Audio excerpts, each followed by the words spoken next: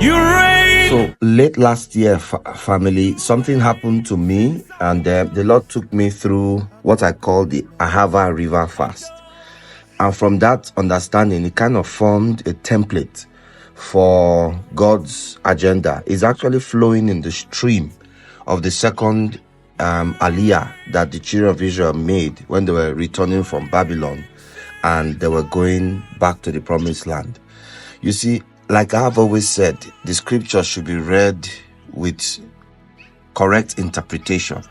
They should be read as something that holds the templates for the evolution of the life of Christ. Today, the life of Christ is lost in the practice of Christianity.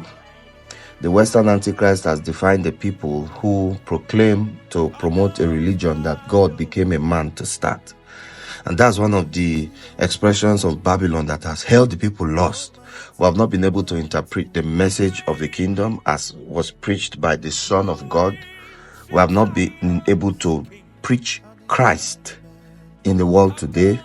We have not been able to do the will of the Father on earth. And this is one of the things that God holds as a disservice. It's one of the greatest misrepresentations of the gospel of God, that's about the Son of God, who has been defined as the judge of the earth for 1,000 years. We've not been able to communicate the gospel as the message of the one that has been given authority to judge the earth in righteousness. And that's where we are now. Hence, God is making a call. Yeah, it looks like the guy is here. And what is the call? I will give you shepherds after my own heart, who will lead you in truth and understanding. What is the greatest truth that people should come to terms with now? The truth of the Father and His Son. The truth of the Son of God. Who is the Son of God? Is it God Himself? We're in for some interesting times.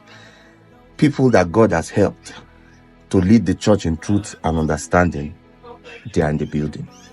Peter here, let's just keep hoping and walking into the virtue that God is releasing. Is a teaching grace that will break, to destroy many mountains of ignorance in that's guided and held the framework of the deluded minds of people in Western Christianity.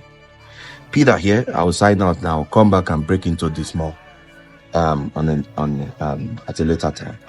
Shalom. You reign. You ancient Zion's king. Kadosh. You are mighty. You are mighty.